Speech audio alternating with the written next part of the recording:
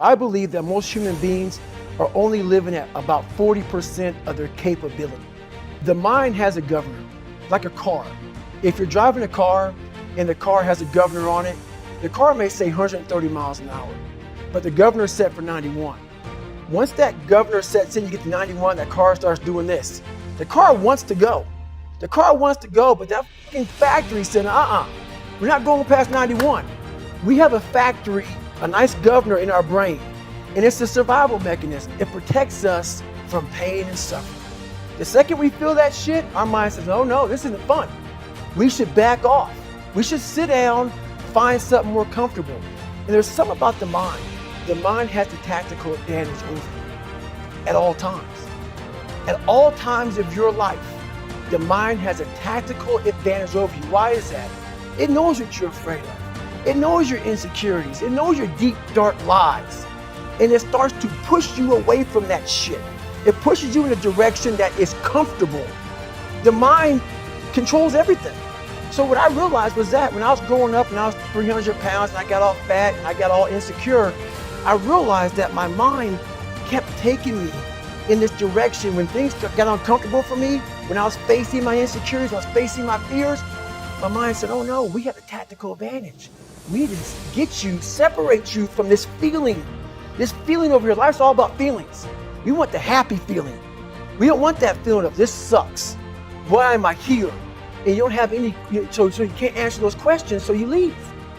I started realizing that if in that moment you can answer those questions and you are now in charge of your brain versus your brain ruling you, that's where all that stuff comes from. So the 40% rule is all of that. You get to 40%, your brain says, we're done. Let's roll, man. This is starting to get painful. This is uncomfortable. So you sit down.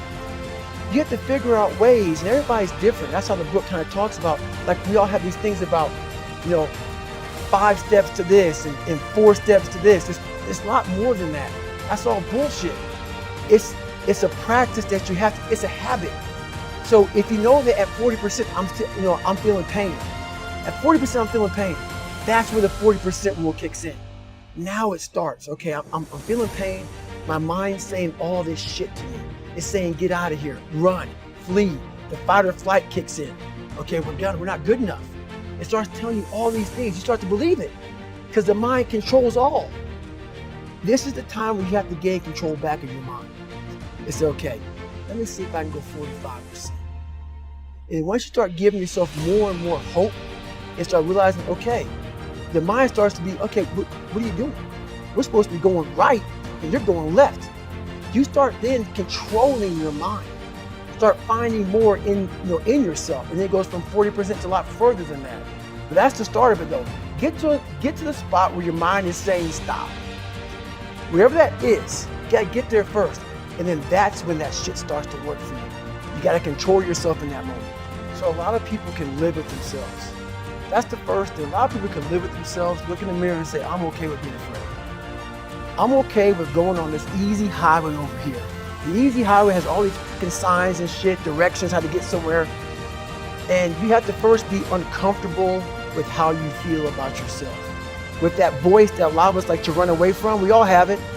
We all have that voice that say, hey man, you're kind of wimping out right now. You're kind of being a little punk right now. But a lot of us say, okay, that's okay. It's okay to tell these little white lies to ourselves. So we first have to face the real you.